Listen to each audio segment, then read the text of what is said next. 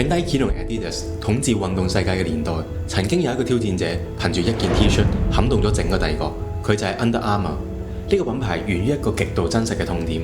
創辦人 Kevin Plank 本身係一個美式足球員，佢形容自己係球場上流最多汗嗰個。佢極度討厭訓練之後嗰件又濕又重黐住個身嘅棉質 T-shirt。1996年，佢喺阿嫲屋企嘅地下室用唔同嘅合成纖維做實驗，最後創造咗第一件能夠保持身體乾爽、猶如第二層皮膚嘅緊身排汗衣。佢嘅初期策略專注喺大學美式足球隊呢一個利基市場，佢將緊身排汗衣定位成可以提升運動表現嘅專業裝備。真正嘅爆發點係2003年推出嘅 Protect This House 嘅廣告。大部分運動廣告都係陽光勵志嘅年代 ，UA 嘅廣告充滿住汗水、肌肉碰撞同埋原始嘅吶喊。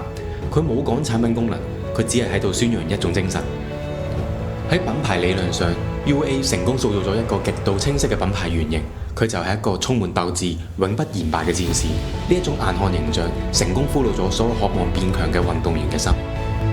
喺鞏固咗專業市場之後 ，UA 開始嘗試跨越鴻溝，向主流市場進發。首先喺 Nike 幾乎放棄 Stephen Curry 嘅時候，用誠意同遠見簽低呢一位未來嘅超級巨星。Curry 本身嘅 Underdog 逆襲故事同 UA 嘅品牌精神完美結合。Curry 嘅成功直接將 UA 嘅籃球鞋由冇人識賣到斷市。跟住佢哋簽埋 The Rock， 佢唔止係代言人，佢直頭係 UA 精神嘅化身，健身室入面最勤力嗰個人。為咗開拓女性市場，佢哋簽埋超模絕燒。推出咗 I Will What I Want 嘅 campaign， 展示女性充滿力量嘅一面。呢個時期係 UA 最輝煌嘅頂峰，但危機亦都喺呢個時候出現。UA 嘅增長開始停滯，品牌稀釋。UA 嘅 DNA 係功能同汗水，但佢想走入時尚休閒市場，佢嘅設計並冇跟得上，甚至喺美國淪落到折扣店減價促銷，嚴重損害咗品牌價值。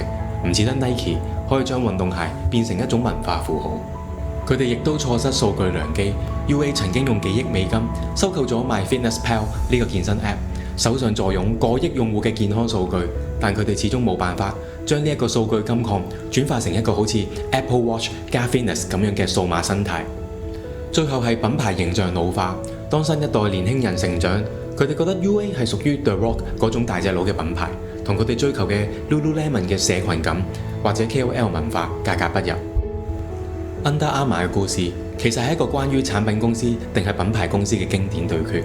UA 無疑係一間頂級嘅產品公司，佢嘅創新解決咗實實在在嘅痛點。但 Nike 其實係一間品牌公司，佢最成功嘅產品唔係對鞋，而係 Just Do It 呢一個故事。佢賣嘅係一種文化，一種精神。UA 成功將自己定位為戰士，呢個定位喺運動場上所向披靡。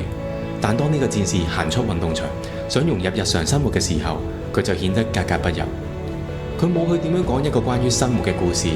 一個品牌如果只有功能嘅軀殼而冇文化嘅靈魂，佢就好難真正地偉大。Under Armour 由一間產品主導嘅公司去攻克利基市場，但當擴展到大眾市場嘅時候，品牌故事需要由功能性作出延伸，強調產品能夠為佢哋帶嚟嘅最終結果同情感認同。